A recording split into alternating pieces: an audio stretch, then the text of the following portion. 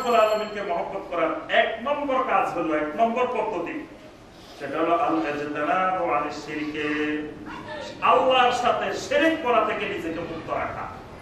এটা হলো আল্লাহর মহব্বতের এক নম্বর পদ্ধতি। আল্লাহ রাব্বুল আলামিনকে তাওহীদের ব্যাপারে কঠোর থাকা, যে আমার আল্লাহর তাওহীদ জমিনে যেভাবে হোক বজায় থাকবে, আমার আল্লাহর সাথে কোনো মাখলুককে শিরক করা যাবে। এটা হলো আল্লাহকে ভালোবাসার সবচেয়ে বড় মাধ্যম। আল্লাহকে মহব্বত করি, আবার আল্লাহর সাথে শিরকও করি। অসংখ্য মানুষ আছে বলে যে আল্লাহকে মহব্বত করি, এখানে আল্লাহর সাথে শিরকও করে। আবার আল্লাহকে মহব্বত করে, আল্লাহর সাথে ভালোবাসে, জমিনে অসংখ্য শিরক চলতেছে, সেই শিরকের বিরুদ্ধে কোনো কথাও বলে না, সেই শিরকের সাথে আপোষ করে চলে। এটা আল্লাহর সাথে মহব্বত না। আল্লাহর সাথে মহব্বত করতে হলে নিজে আল্লাহর সাথে শিরক করা থেকে মুক্ত থাকতে হবে, এবং যারা শিরক করে তাদের সাথে সম্পর্ক বিচ্ছেদ করতে হবে। মুশরিকের সাথে, যারা আল্লাহর সাথে শিরক করতে থাকে, ওই শিরককারীদের সাথে মহব্বত রাখা যাবে। আল্লাহর সাথে মহব্বত রাখলাম, আবার শিরককারীদের সাথে মহব্বত রাখলাম, এই দুই দিকে মহব্বত রাখলে এটা আল্লাহর সাথে মহব্বত হিসেবে গণ্য হবে।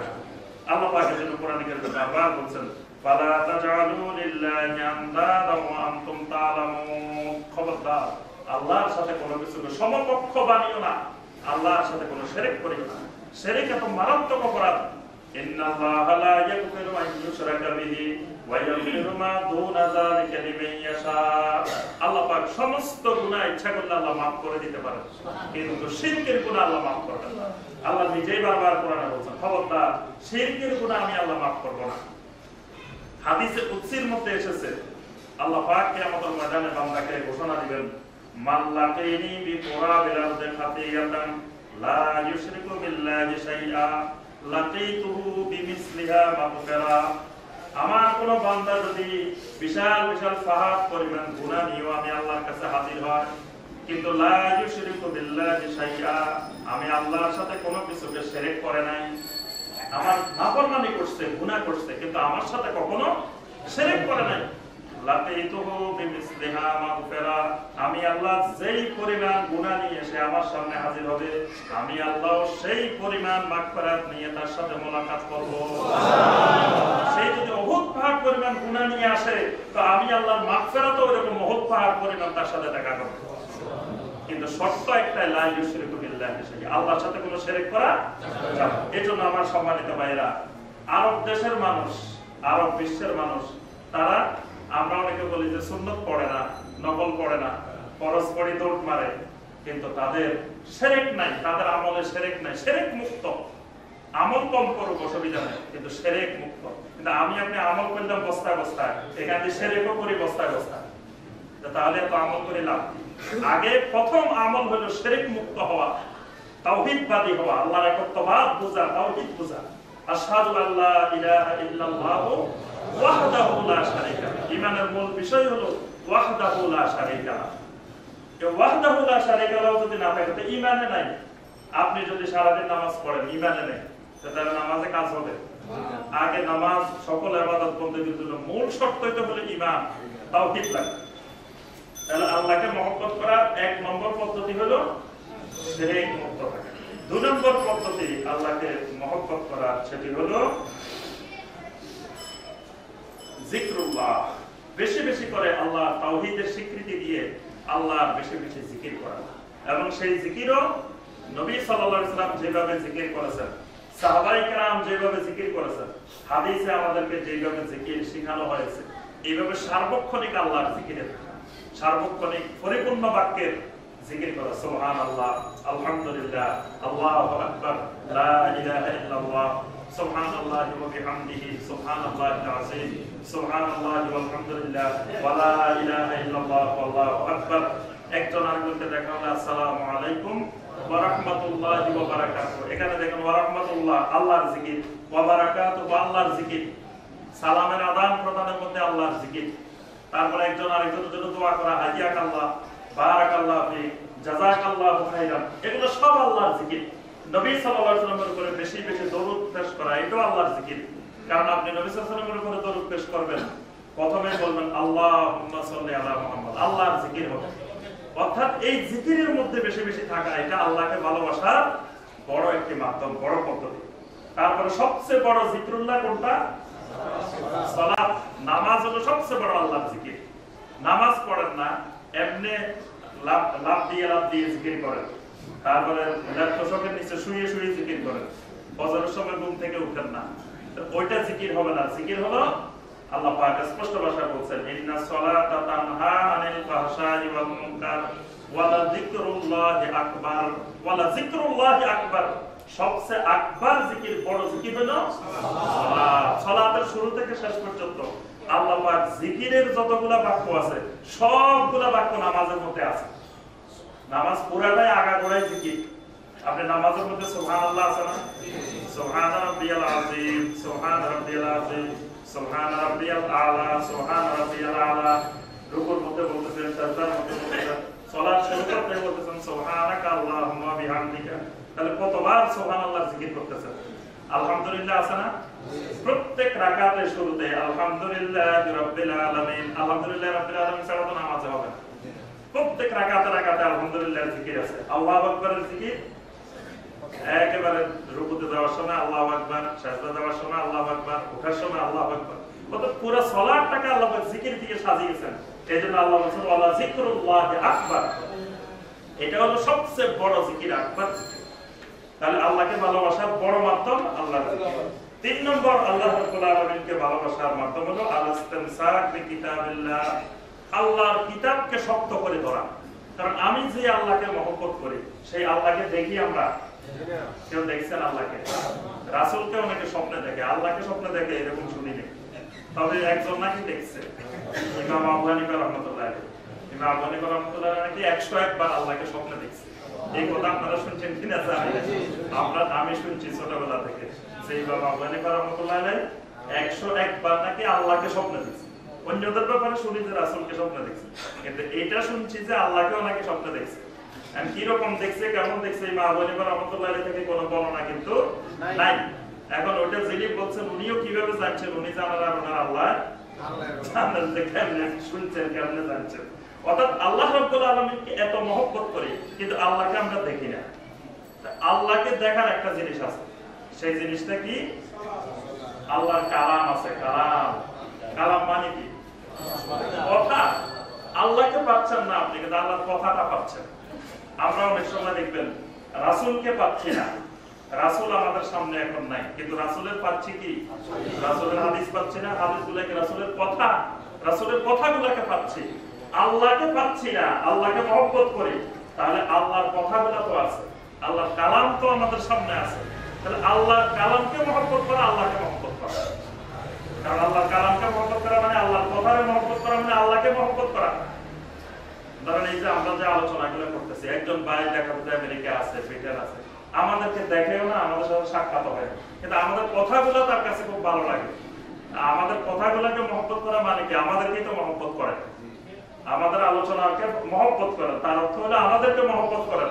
কোন ব্যক্তি যদি আল্লাহর কালামকে মহব্বত করে, আল্লাহর কোরআনকে মহব্বত করে, এটাও আল্লাহর সাথে মহব্বত বাড়ানোর বড় মাধ্যম। কারণ আল্লাহ আপনি আর কি পাইবেন জমিনে?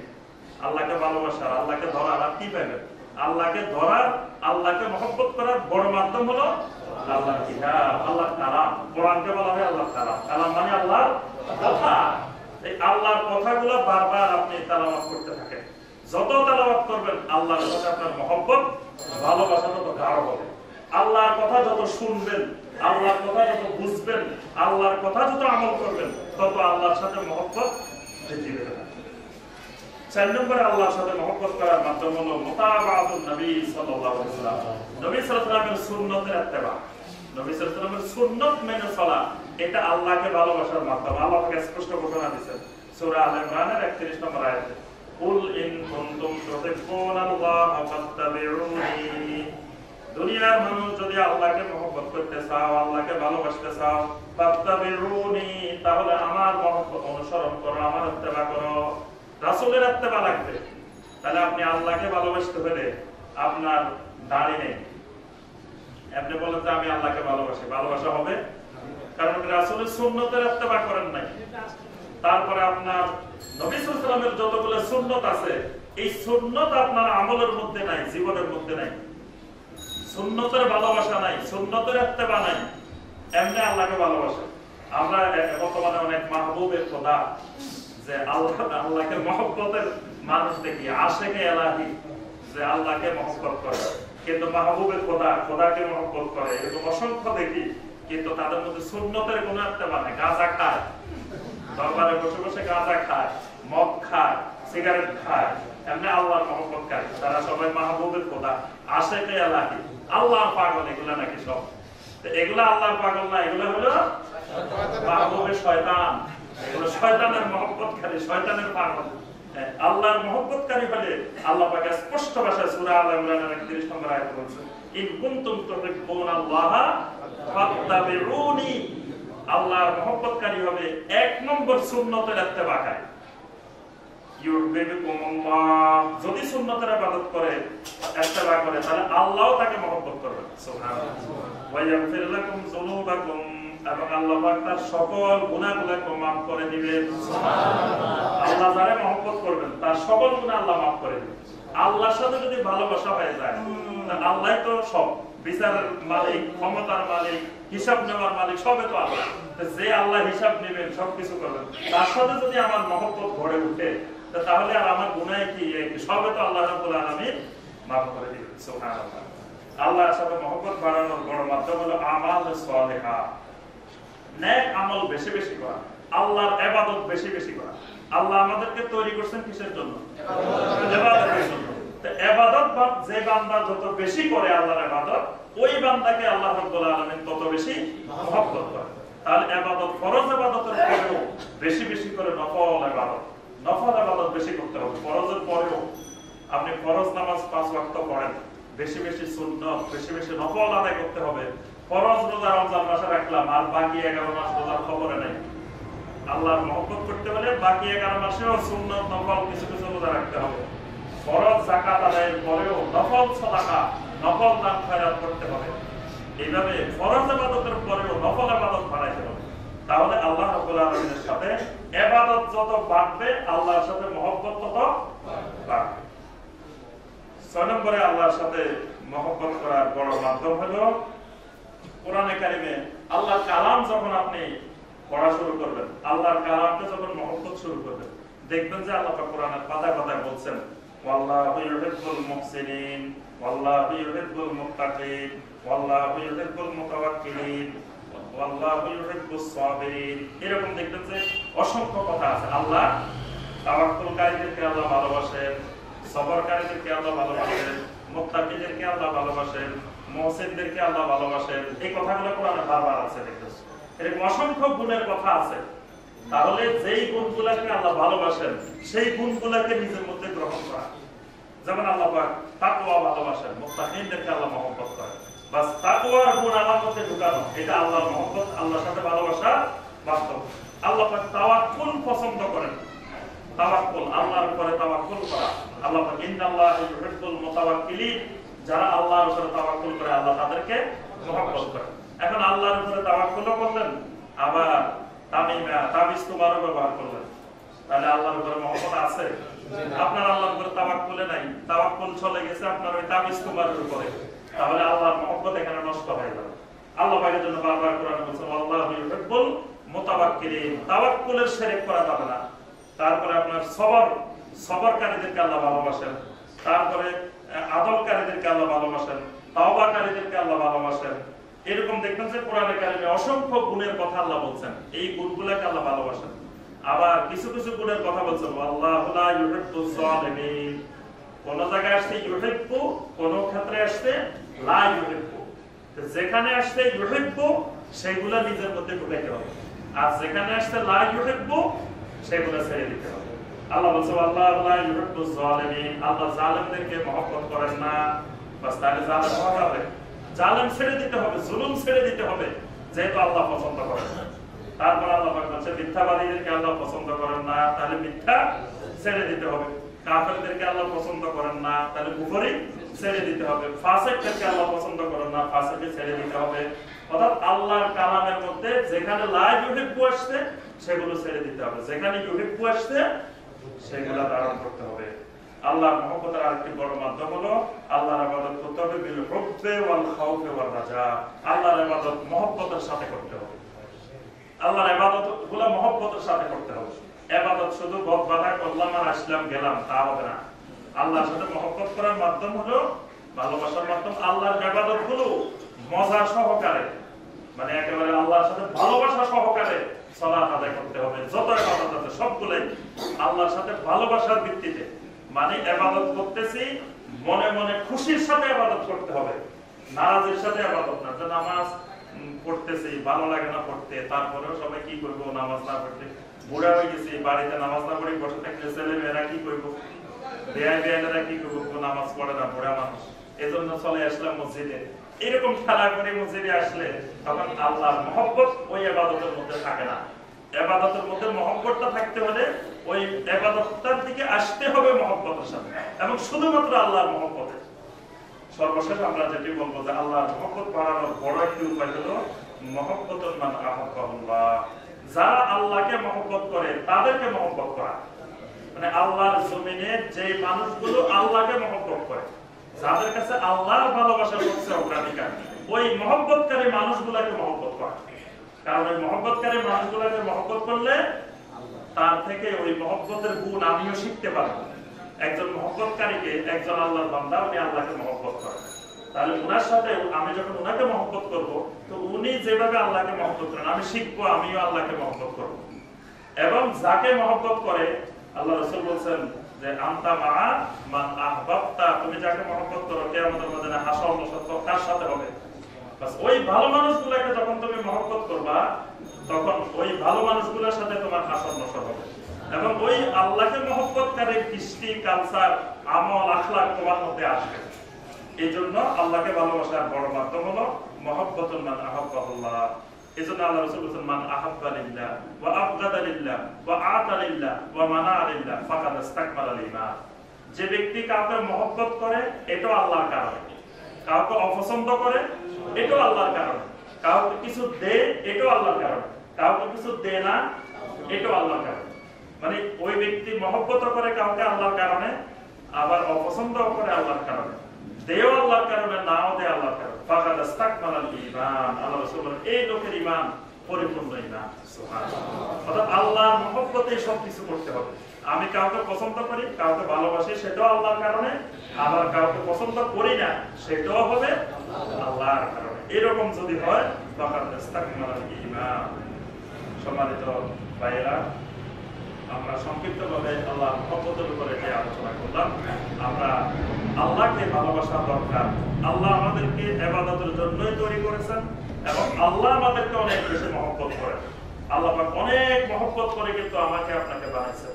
আল্লাহ যে মহব্বত করে বানাইছেন এটা আপনার সুস্পষ্ট একটা আলামত হলো আমার আপনার শরীরটা থেকে লক্ষ্য করলে বুঝবেন যে আল্লাহ কত মহব্বত করে আমাদেরকে বানাইছেন। দেখেন আমরা চায়না থেকে কোনো জায়গা থেকে যখন একটা মাল আনি, জিনিসগুলো আনি, দেখবেন যে এর ভিতরে পার্টস যদি 20টা থাকে তো 10টা ভালো দিছে আর 2টা 3টা খারাপ দিয়ে দিছে, 2 নম্বর দিয়ে দিছে। আল্লাহ রাব্বুল আলামিন আল্লাহ প্রত্যেকটা বান্দাকে যে জিনিসগুলো দিছে, পার্টস গুলো দিছে, ভিতরে দেখেন হার্ট দিছে, তারপরে কিডনি দিছে, কত জিনিস আল্লাহ পাক দিবেন। কাউকে আল্লাহ 2 নম্বর জিনিস দিবেন যে এর কিছু বেদাত ঢুকাই দিয়ে এরকম দিবেন। প্রত্যেকটা মানুষকে আল্লাহ রাব্বুল আলামিন একেবারে 1 নম্বর জিনিসগুলো, ভালো জিনিসগুলো আল্লাহ পাক দিয়ে সৃষ্টি করেছেন। এবং তার যে গঠনটা, আল্লাহু আকবার, একজন মানুষকে কিভাবে সুন্দর দেখা যাবে, কোন জিনিসটা কোন জায়গায় লাগাতে হবে, আপনার নাকটা কোন জায়গায় লাগাতে হবে, চোখ কোন জায়গায় লাগাতে হবে, ঠোঁট কোন জায়গায় লাগাতে হবে, দাঁত কোন জায়গায় লাগাতে হবে, পেট কোন জায়গায় থাকতে হবে, কোন অঙ্গটা কোন পার্টসটা কোথায় থাকতে হবে, আল্লাহ পাক কত মহব্বত করে, কত ভালোবেসে আল্লাহ কিন্তু বান্দাকে সৃষ্টি করেছেন। তাহলে আল্লাহ যেরকম আমাদেরকে মহব্বত করেন, আমরাও সেরকম আল্লাহকে মহব্বত করতেই হবে, মহব্বত করাই উচিত। আর এই মহব্বতের মাধ্যম যেগুলো আমরা আলোচনা করলাম, আল্লাহ এবং আল্লাহ রাসূল আমাদেরকে বলছেন এই মাধ্যমগুলোতে, এই পদ্ধতিতে আল্লাহকে ভালোবাসতে হবে। নিজের ইচ্ছা মতো মন গড়া আল্লাহকে মহব্বত করা যাবে না। কি আমরা সবাই আল্লাহকে মহব্বত করতে চাই? আমাদের সবাইকে আল্লাহর মুহিব্বিন হওয়া, আল্লাহকে বেশি বেশি ভালোবাসা, আল্লাহ রাসূলকে ভালোবাসা, দ্বীনকে ভালোবাসা, এবং যারা আল্লাহ এবং আল্লাহ রাসূলকে ভালোবাসেন তাদেরকে ভালোবাসা, আল্লাহ পাক আমাদেরকে তৌফিক